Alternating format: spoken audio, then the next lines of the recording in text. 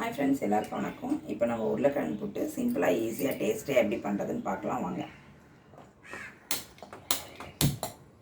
அடி கனமான ஒரு கடாய் வச்சிருக்கேன்.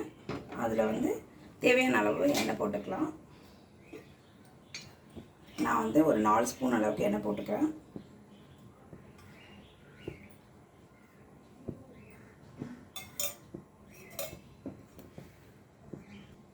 எண்ணெய் நல்லா காஞ்சிடுச்சு. இப்போ 1 ஸ்பூன் கடுகு ஆட் பண்ணிக்கலாம். 1 ஸ்பூன் சீரகம் ஆட் பண்ணிக்கலாம். அது பொரியட்டும். அது பொரிஞ்ச உடனே கருவேப்பிலை ஆட் பண்ணிக்கலாம்.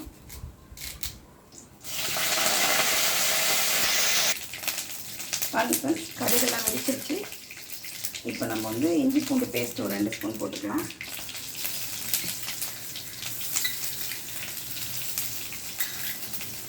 இது லைட்டாக வதங்கட்டும். ஒரு 4 பச்சை மிளகாய் வச்சுருக்கேன், அதை போட்டுக்கலாம். வெங்காயம் ஒரு மீடியம் சைஸ் வெங்காயம் ஒரு 5 கட் பண்ணி வச்சுருக்கேன், அதை ஆட் பண்ணிக்கலாம்.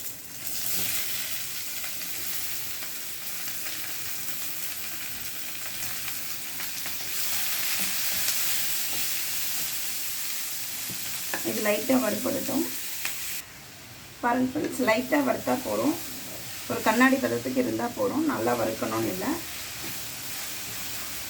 இந்த ஸ்டேஜில் இப்போ நம்ம தக்காளி ஒரு 2 கட் பண்ணி வச்சுருக்கேன், அதை ஆட் பண்ணிக்கலாம். நீங்களும் பூரி மசாலா தான் தக்காளி ஆட் பண்ணி பாருங்கள், நல்லாயிருக்கும் டேஸ்ட்டாக.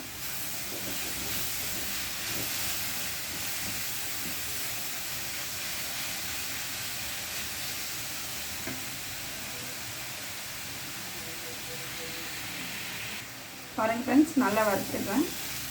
இப்போ இந்த ஸ்டேஜில் நான் உருளைக்கிழங்கு பாயில் பண்ணி மசிச்சு வச்சுருக்கேன். பார்த்திங்கன்னா 3 உருளைக்கிழங்கு வேக வச்சுருக்கேன் நான். ஆனால் வெங்காயம் பார்த்திங்கன்னா 5 வெங்காயம் யூஸ் பண்ணியிருக்கேன்.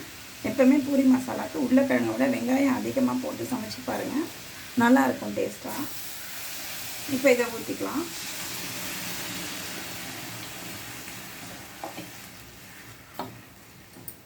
இப்போ இதுக்கு மஞ்சள் பொடி ஆட் பண்ணிக்கலாம்.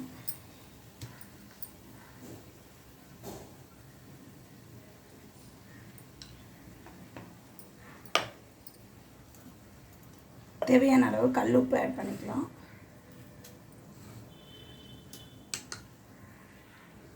இப்போது மிக்ஸ் பண்ணிப்போம் நம்ம இதை.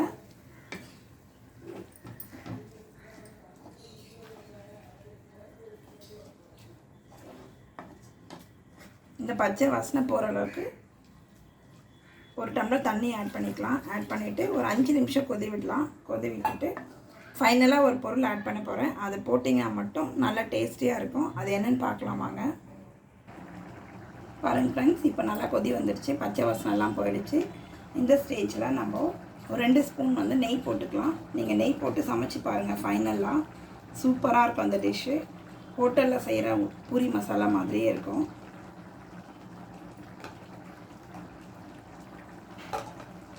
அதுக்கப்புறமா கொத்தமல்லி போட்டு நம்ம ஸ்டவ் ஆஃப் பண்ணிடலாம்.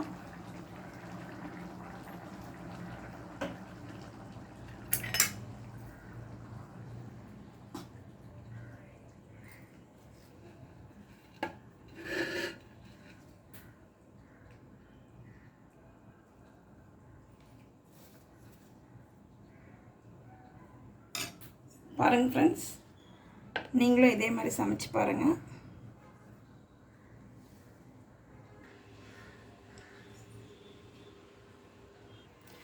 பாருங்கள் ஃப்ரெண்ட்ஸ், நீங்களும் இதே மாதிரி சமைச்சு பாருங்கள், எப்படி வருதுன்னு சொல்லுங்கள். பிடிச்சிருந்தால் லைக் பண்ணுங்கள், ஷேர் பண்ணுங்கள், சப்ஸ்கிரைப் பண்ணுங்கள், சப்போர்ட் பண்ணுங்கள். தேங்க்யூ.